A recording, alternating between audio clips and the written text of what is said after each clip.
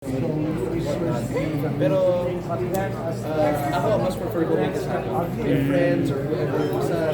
Mas masaya. Ano naman yung mga qualities na discover niyo sa How long ago? Actually, napaka-work. At first, alam mo hindi. Minsan kailangan magtimplahan. Joke lang. Diba? Pero... Kailangan ko na asukal. Hindi naman. Okay naman po sa set. Super kulitan lang. May nabuo na kayong friendship or bonding? Hindi naman, kahit pa paano. Oo, minsan friends. Minsan eh. Frenemies. Ano reaction niyo nila? Sa ano niya? Oo. First siya mabibis niya ako pag hindi niya na ako makatrabaho. Kasi nga naman ulit sa set. Joke lang. Ako yung ganyan sa reaction ko po. Unang pinitch kasi sa akin ng project ako, kasama na din ako. And nagulat ako na parang ang tagal na ng project, tagal na ako isip and gusto ituloy. So ako bilang isang actress, na-appreciate ko yun. Nakita sa isa pang actor na kung gano'n siya ka-passionate sa isang project. So I think kaya oo, at mas look forward ako.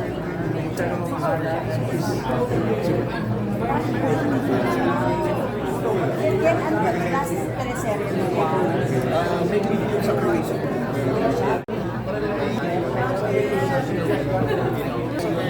Let's get to know other cultures of the So, it gives a different flavor kasi marami kasi yung personality. Not only cinematic wise, but and of course, may mga similarities natin. Marami po na akala natin na parang phone telephone pa yung kapitero. May apretado din sila. Yung gula sila parang May apretado sila. parang gula na sa pagmama ng pagluto. Pero parang apretado ng... Wala silang adobo. Wala silang adobo. Siyempre sa atin lang yun. Pero Ken, coming from a different love team, anong feeling na may bago ka ng kalabo? It feels good. Feels okay than alright. Yeah, naman po. Kasi actually for the love team, sanay na po ako na Ay, nagsasabi. Sorry. Ang likod? Malikot talaga. Ano yun? Hindi ko binipare sa lahat. Actually, sanay na rin po ako. So, walang Pero paninibago. medyo matagal lang kasi Oo, yun nga naging bumalik ulit sa ganito. So parang nag-full circle yung buhay ko. Parang back to how it was before. So yeah, so it's very refreshing. Sorry, di ba, first time? Actually, matagal na po ako simulan ng solo artist po na Solo ka na. And pero kapag kita dito, hindi ko din naman kasi siya tinanggap with the mindset na love team kami ni Jen. Mas kumbaga kawin ko siya and partner ko siya dito sa teleserye.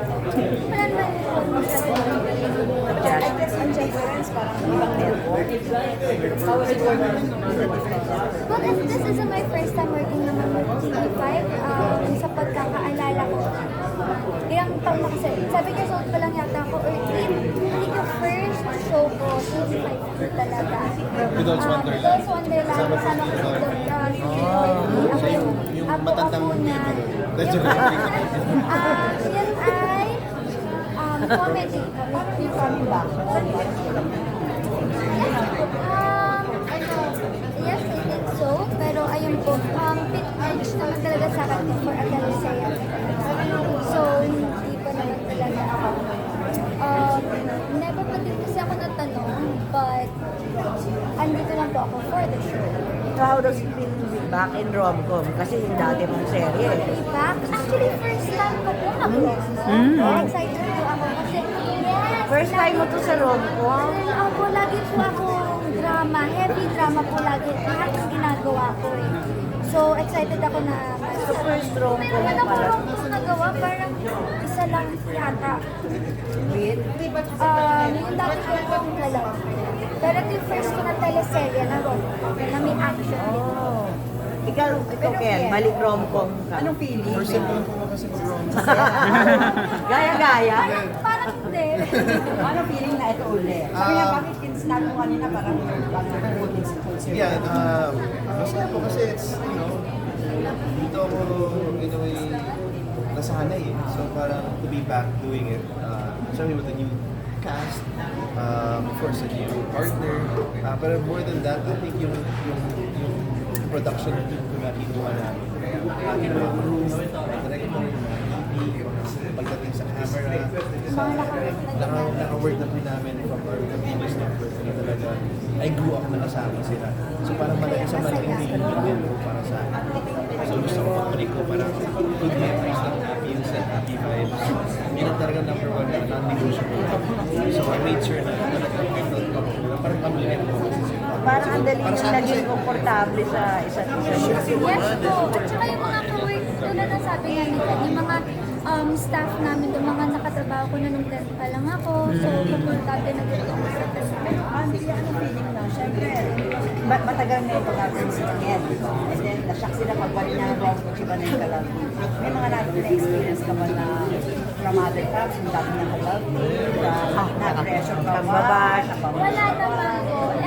And how you handle it? And actually, wala po. Kasi hindi naman talaga ako nagbabasa. But if ever na meron, I respect naman na lahat tayo ay entitled to have our own opinions. And I respect that. And syempre, napapanood ko din naman natin. Pero wala naman po sa akin. Marami din naman nagsusupport sa show. Kahit yung kalab sa kanila, isusuportahan daw ng May love team na ako. May lang nakalagin sa iyo.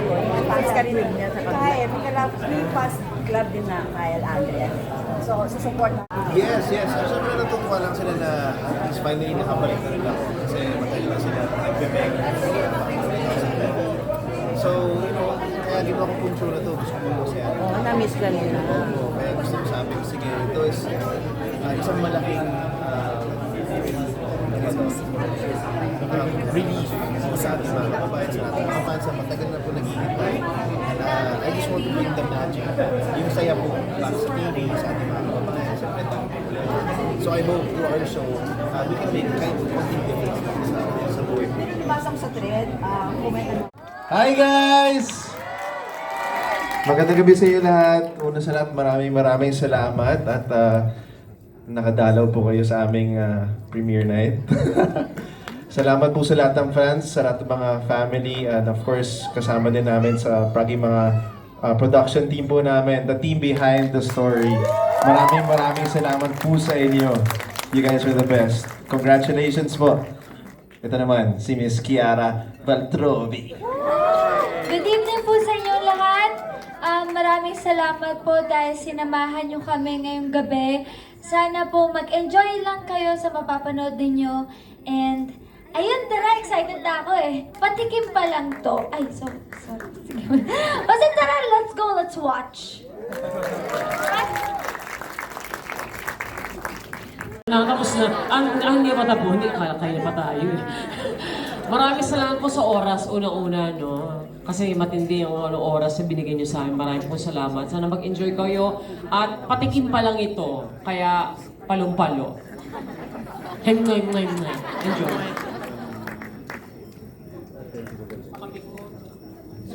Maraming salamat po. Magandang gabi. Thank you for being here. I'm sure you will enjoy it 100% and you better enjoy. Good evening, everybody. So, my name is Ace John Espinosa and masasabi kong the best talaga to. At galing pa po ang Pampanga and I'm saying worth it ito. Salamat po sa oras nyo and enjoy po tayo lahat.